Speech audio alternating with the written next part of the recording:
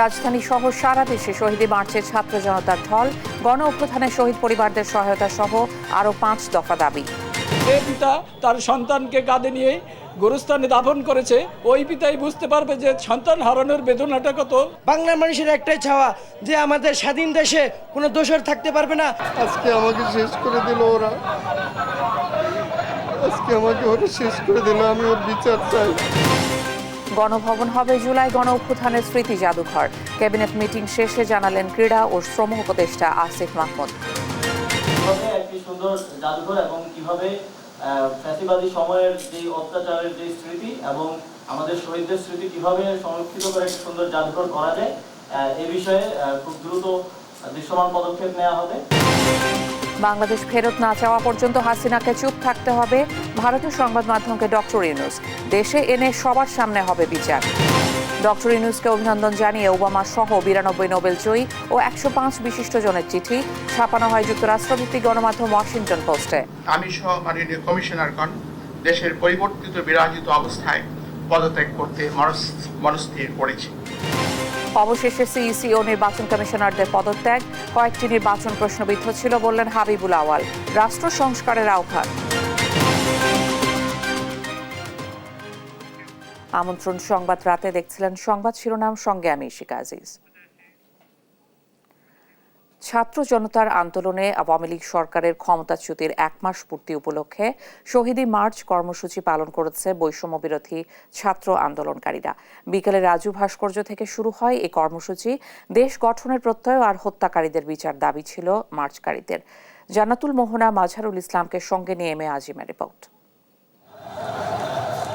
দেশের পতাকা উড়িয়ে মিছিলে মিছিলে মার্চে এগিয়ে যাচ্ছে লাখো ছাত্র জনতা। স্বৈরাচারের বুলেটের আঘাতে শহীদের নাম, শ্রদ্ধা আর সম্মানে যারা গেঁথেছে মনে, প্লাকার্ডে প্লাকার্ডে তাদের চিরস্মরণীয় রাখার প্রাণবন্তকর চেষ্টা তাদের। শরীরে এখনো ক্ষতচিহ্ন, তবে তারা থেমে যাওয়ার নয়। বুলেটের সামনে বুক পেতে যে অর্জন তা ধরে রাখার প্রত্যয় সবার। আমার এই মুখে গুলিটা লাগে হচ্ছে গিয়ে 20 তারিখে, আর আমি হচ্ছে গিয়ে বনশ্রীর বাসিন্দা, রামপুরা বনশ্রী।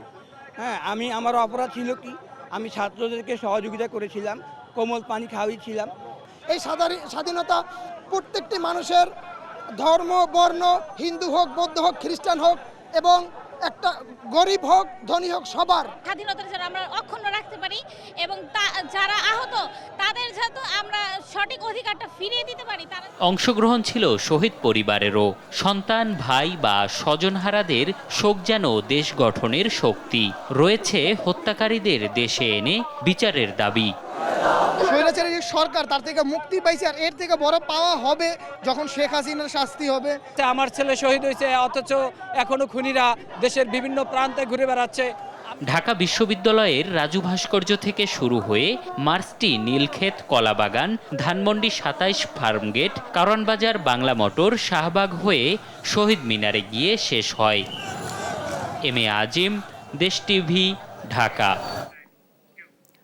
গণভবনকে জুলাই গণ অভ্যুত্থানের স্মৃতিস্মারক হিসেবে জাদুঘরে রূপান্তরের সিদ্ধান্ত নিয়েছে অন্তর্বর্তী সরকার। দ্রুত তা সাধারণের জন্য উন্মুক্ত করে দেয়া হবে। ক্যাবিনেট মিটিং শেষে ব্রিফিংয়ে এসব তথ্য জানান ক্রীড়া ও শ্রম উপদেষ্টা আসিফ মাহমুদ। আমাদের যে গণভবন আছে, এই গণভবন কখনোই আসলে এর যে নাম গণভবন, গণভবন হয়ে উঠতে পারেনি। এই গণভবনকে যেহেতু এদেশের মানুষ, ছাত্র জনতা একটা অভ্যুত্থানের মাধ্যমে জয় করেছে, এটিকে জনগণের জন্য উন্মুক্ত করে দেওয়া হবে এবং এই জুলাই গণ অভ্যুত্থানের স্মৃতিকে, শহীদদের স্মৃতি এবং বিগত ফ্যাসিবাদী সরকারের আমলে যত অন্যায় অবিচার হয়েছে সবকিছু স্মৃতি সংরক্ষণ করার জন্য গণভবনকে জুলাই গণ অভ্যুত্থান স্মৃতি জাদুঘর হিসেবে প্রতিষ্ঠা করা হবে। ক্যাবিনেট মিটিং এও গণ অভ্যুত্থানের 1 মাস উপলক্ষে ছাত্র জনতা অভ্যুত্থানের শহীদদের শ্রদ্ধা ভরে স্মরণ করা হয়েছে এবং যারা এখনো হাসপাতালে চিকিৎসারত অবস্থায় আছেন তাদের প্রতি সহমর্মিতা এবং তাদের সহযোগিতায় সরকার কিভাবে আরো ইফেক্টিভলি কাজ করতে পারে সে ব্যাপারে আলোচনা হয়েছে। দেশ ছেড়ে পলাতক শেখ হাসিনাকে ফেরানোর আবেদনের আগ পর্যন্ত ভারত বাংলাদেশের মধ্যে অস্বস্তি এড়াতে তাকে চুপ থাকতে হবে বলে মন্তব্য করেছেন অন্তর্বর্তী সরকারের প্রধান উপদেষ্টা ডক্টর মোহাম্মদ ইউনূস। এ অবস্থায় ভারতে বসে শেখ হাসিনার রাজনৈতিক মন্তব্য করাও হবে অবন্ধুত্ব সুলভ। ভারতের সংবাদ সংস্থা পিটিআইকে দেয়া এক সাক্ষাৎকারে এমন মন্তব্য করেছেন ডক্টর ইউনূস। লুৎফর কবিরের রিপোর্টে বিস্তারিত। ছাত্র জনতার অভ্যুত্থানে গেল 5 আগস্ট পদত্যাগ করে দেশ ছেড়ে পালিয়ে ভারতে আশ্রয়ে চলে যান সাবেক প্রধানমন্ত্রী শেখ হাসিনা। এই পরিস্থিতির মাঝেও ভারতে বসে বাংলাদেশে অস্থিরতা সৃষ্টি করছে বলে অভিযোগ অন্তর্বর্তী সরকারের। শেখ হাসিনার ভারতে অবস্থান এবং দেশে ফেরানোর প্রসঙ্গে অন্তর্বর্তী সরকারের প্রধান উপদেষ্টা ডক্টর মোহাম্মদ ইউনূসের সাক্ষাৎকার নেয় ভারতীয় সংবাদ সংস্থা পিটিআই। বলেন, নয়াদিল্লির কাছে ফেরত না চাওয়া পর্যন্ত ভারতে চুপ থাকা উচিত শেখ হাসিনার। তার রাজনৈতিক বিবৃতির প্রসঙ্গে এমন মন্তব্য করেছেন ডক্টর ইউনূস। শেখ হাসিনার সম্প্রতি রাজনৈতিক বিবৃতিকে অবন্ধুসুলভ আচরণ বলেও বর্ণনা করেছেন ইউনূস। চুপ থাকার প্রসঙ্গে নোবেলজয়ী ইউনূস খোলাখুলিভাবে আরও বলেন, ঢাকা পলাতক শেখ হাসিনাকে ফেরত চাওয়ার আগ পর্যন্ত যদি দিল্লি তাকে ধরে রাখতে চায়, এর শর্ত হবে চুপ থাকা। ভারতে শেখ হাসিনার অবস্থানে স্বস্তিতে নেই কেউই, কারণ বিচারের মুখোমুখি দাঁড় করাতে তাকে আমরা দেশে ফেরাতে চাই। তিনি ভারতে রয়েছেন, আবার সেখানে নানা কথা বলে সমস্যার সৃষ্টি করছেন। যদি চুপ থাকতেন আমরা তাহলে ভুলে যেতাম। সাধারণ মানুষের ক্ষেত্রেও তাই হতো। তা না করে ভারতে নানা কথাবার্তা বলছেন ও দিক নির্দেশনা দিচ্ছেন, যা কেউই পছন্দ করছেন না। শেখ হাসিনাকে দেশে না ফেরালে বাংলাদেশের জনগণ শান্তিতে থাকবে না বলেও মনে করেন অন্তর্বর্তী সরকারের প্রধান উপদেষ্টা। তাকে সবার সামনে এনে বিচার করা প্রয়োজন বলেও মনে করেন ডক্টর ইউনূস। শেখ হাসিনা ছাড়া বাংলাদেশ আফগানিস্তানে পরিণত হবে এবং আওয়ামী লীগ ছাড়া সব রাজনৈতিক দলকে ইসলামীপন্থীর তকমা দেওয়া থেকে দিল্লিকে বেরিয়ে আসতে হবে বলেও মনে করেন প্রধান উপদেষ্টা ডক্টর মোহাম্মদ ইউনূস। লুৎফর কবির, নিউজ ডেস্ক, দেশ টিভি। বাংলাদেশের অন্তর্বর্তীকালীন সরকারের প্রধান উপদেষ্টা ডক্টর মোহাম্মদ ইউনূসকে অভিনন্দন জানিয়েছেন শান্তিতে নোবেলজয়ী সাবেক মার্কিন প্রেসিডেন্ট বারাক ওবামা সহ 92 জন নোবেল লরিয়েট এবং বিশ্বের বিভিন্ন দেশের 105 জন নির্বাচিত জনপ্রতিনিধি, ব্যবসায়ী এবং সুশীল সমাজের নেতারা। একটি যৌথ চিঠিতে ডক্টর ইউনূসকে এই অভিনন্দন জানান তারা। বুধবার 4 সেপ্টেম্বর চিঠিটি বিজ্ঞাপন হিসেবে যুক্তরাষ্ট্রভিত্তিক গণমাধ্যম ওয়াশিংটন পোস্ট পত্রিকায় 1 পৃষ্ঠা জুড়ে ছাপানো হয়। বিবৃতিতে তারা বলেন, ছাত্রদের নেতৃত্বে গণতান্ত্রিক শক্তির প্রতিবাদের মুখে স্বৈরাচারের জায়গায় আলোর অভিষেক ঘটেছে।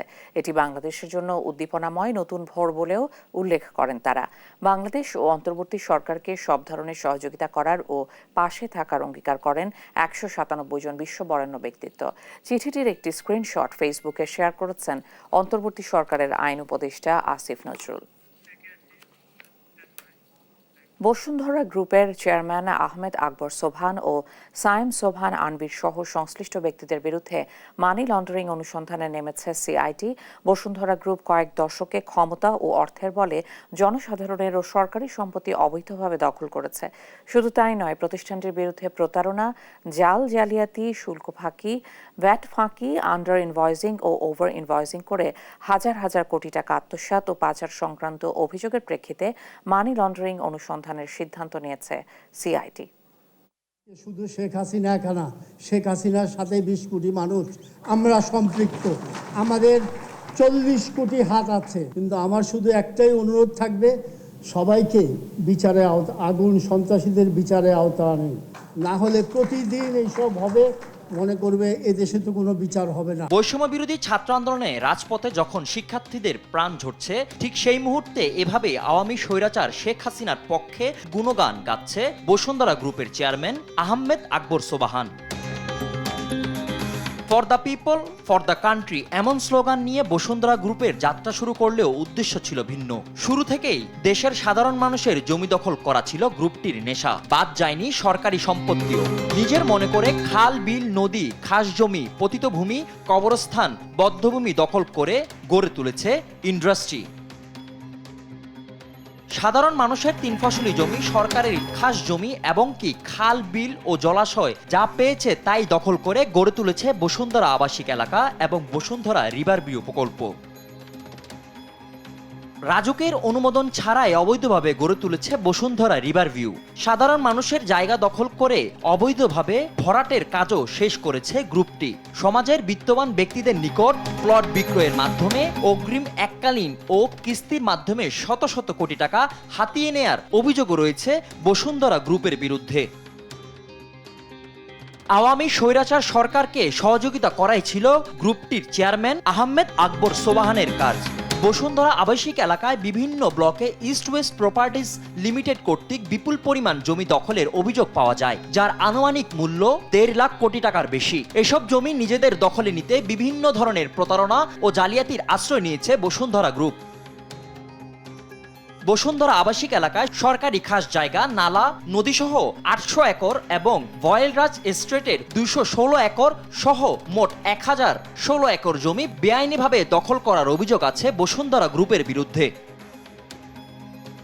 বিভিন্ন সূত্রে জানা গেছে বসুন্ধরা গ্রুপ দেশের বিভিন্ন তফসিল ব্যাংক হতে পর্যাপ্ত জামানত না রেখে প্রতারণা ও জালিয়াতির আশ্রয় নিয়ে বিঘা প্রতি 20 থেকে 25 লক্ষ টাকায় কেনা জমি প্রতি কাঠা 3 কোটি টাকা দাম দেখিয়ে 42,000 কোটি টাকারও বেশি ঋণ নিয়েছে, যার বেশিরভাগ অর্থ পাচার করা হয়েছে দুবাই, সিঙ্গাপুর, লন্ডন, মালয়েশিয়া সহ বিভিন্ন দেশে। বসুন্ধরা গ্রুপের সিঙ্গাপুর অফিস দেখাশোনা করছে আহমেদ সোবাহানের বড় ছেলে শাহাদাত সোবাহান তানভীর।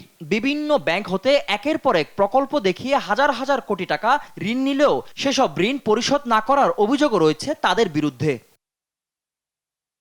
এবার বসুন্ধরা গ্রুপের বিভিন্ন প্রতিষ্ঠানের বিরুদ্ধে প্রতারণা, জালিয়াতি, শুল্ক ফাঁকি, ভ্যাট ফাঁকি, আন্ডার ইনভয়েসিং ও ওভার ইনভয়েসিং করে হাজার হাজার কোটি টাকা আত্মসাৎ ও পাচার সংক্রান্ত অভিযোগের প্রেক্ষিতে মানি লন্ডারিং অনুসন্ধানে নেমেছে সিআইডি। সিআইডির অনুসন্ধানে সকল প্রতারণা বের হয়ে আসবে এমনটাই প্রত্যাশা করছেন ভুক্তভোগী লাখো মানুষ। নিউজ ডেস্ক, দেশ টিভি।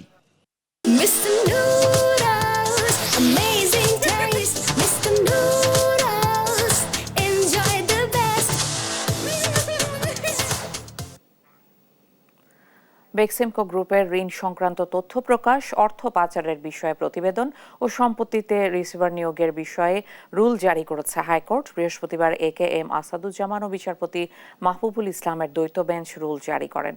4 সপ্তাহের মধ্যে বাংলাদেশ ব্যাংক সহ সংশ্লিষ্টদের এই রুলের জবাব দিতে হবে।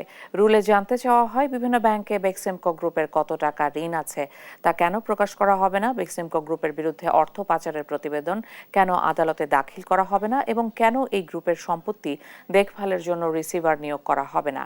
আইনজীবী মাসুদ আর সোবহানের করা রিট আবেদনের প্রাথমিক শুনানি নিয়ে এসব রুল জারি করে হাইকোর্ট।